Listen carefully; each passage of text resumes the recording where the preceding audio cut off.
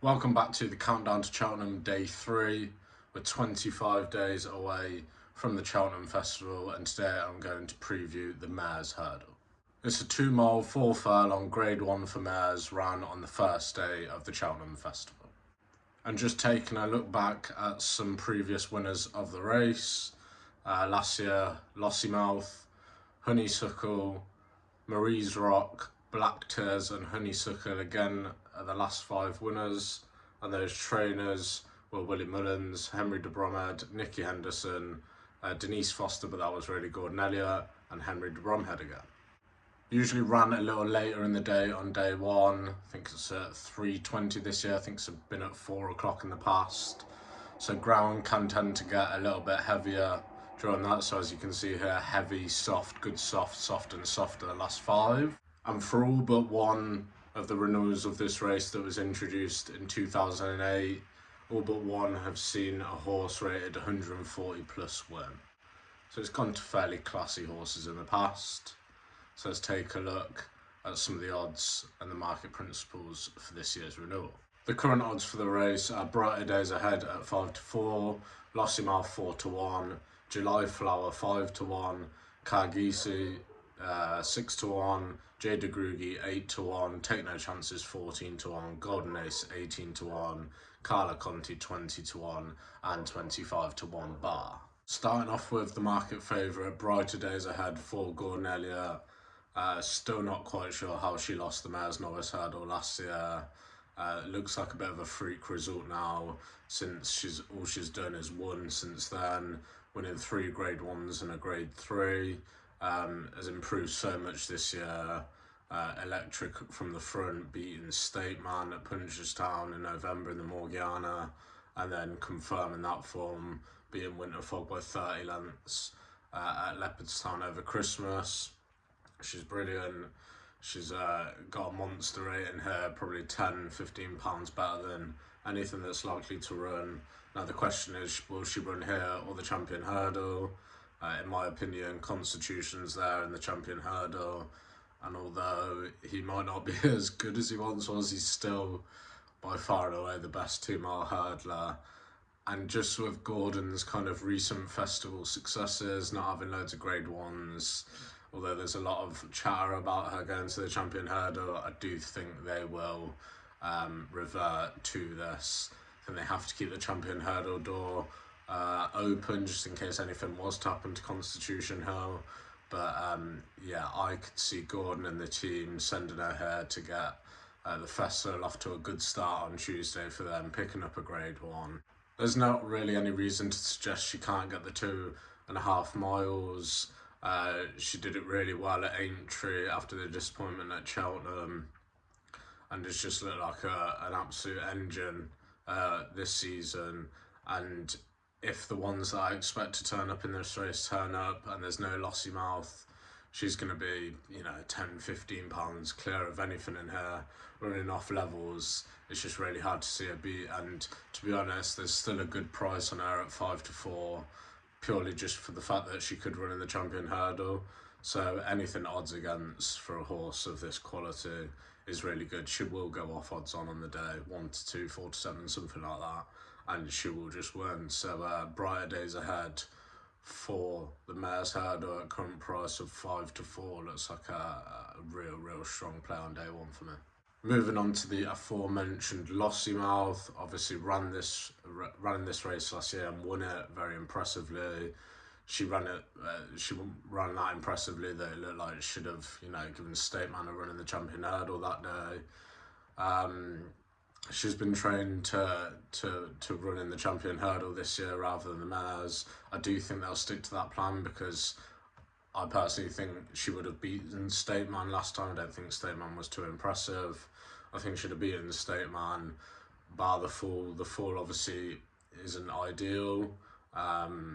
Danny might keep the ride and Paul Stone State Man in the Champion Hurdle if she was to go that route, which I think she will. I can't see them kind of changing plans now. So yeah, Lossiemouth current kind of second favourite, about 4-1. Just wouldn't be for me because I think she is on track for a champion hurdle. Next in the market is July Flower. Only the 3 runs in Britain in her career so far, but she is quite an experienced hurdler in France. She's run 9 times in France, or 9 times over hurdles in total, already in 3 National Hunt flat races, so she's quite experienced. She won well on her season debut at Leopardstown this year. That was an impressive run, kept on well for that 2 mile 4. She's run over further in France, so the distance wouldn't be an issue for her. The form of that race at Leopardstown is probably beating handicappers though, and although she did it well, an RPR rating of 140 would just suggest that she's still got a lot to find on the likes of Brighterdaysahead, or Lossiemouth, depending on which one. Obviously, I think Brighterdaysahead will be the one that turns up. Yeah, she'd have an each way chance for sure off that form, and the fact that she clearly handles softer ground, but yeah, she's going to find Brighterdaysahead too good. Moving on to the next in the market is Cargis. She has really good form from last year, to be fair to her, in a strong juvenile year, form behind Madgeborough at Cheltenham, form behind Sergino at Aintree, reads really well, winning her Group 1 or second grade 1 of the season at Punchestown at the end of the season. She's not been seen since about a month ago at Ascot, losing to Take No Chances. That would be quite a concern for me. Take No Chances would probably be a 140-ish horse and struggle to win a race like this. Cargis has also not run over further than 2 mile 1 in her career, so I would definitely proceed with caution when it comes to her. Just talking about Take No Chances, she's also in her, she obviously won that race at Ascot. I'm really wary of Ascot form when it comes to Cheltenham. Take No Chances ran at Cheltenham earlier in the season over this trip in a handicap and was beaten by Wadu by 2 lengths and 16 lengths by Sergino earlier in the season at Newcastle. Should be a handicapper for me. Cargis and Take No Chances very, very similarly matched on that Ascot form, so both of them would not be for me. Next in the market, 8 to 1, is Jade de Grugy. She's not been seen this year, so that is slightly concerning, but does bring in that form from last year's Mares Novice Hurdle with Golden Ace and Brighterdaysahead.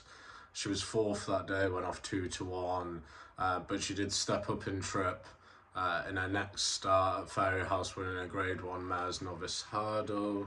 That was a nice bit of improvement, but she's not been seen this year, so if she was to turn up on the day, you would have to give her a slight chance, considering the trainer and the route that they've taken, you know, with horses like Corvega in the past, kind of giving them a whole year layoff and then running them only in the spring.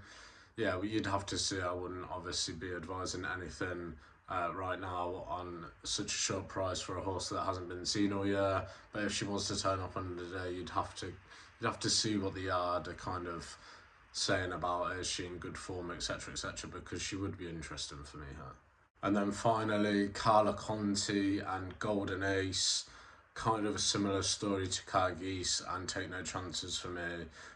Pretty much bringing in handicap form to this. I would be interested in Carla Conti for a handicap. She's young, she's only a 5-year-old, she's probably rated in the 140s, so yeah, she should be a lively contender for a handicap. No idea what the plans are for her. And Golden Ace, similar story, he's going to run this weekend, I think, over 2 miles. I'd make a case for her in a county or something, you know. Her run in the Mares Novice Hurdle last year was really good, beating 2 very good horses, but yeah, couldn't really have her for this race after the form she's shown this year, being by Lucky Place and horses like that. So yeah, not sure 2.5 miles is her trip.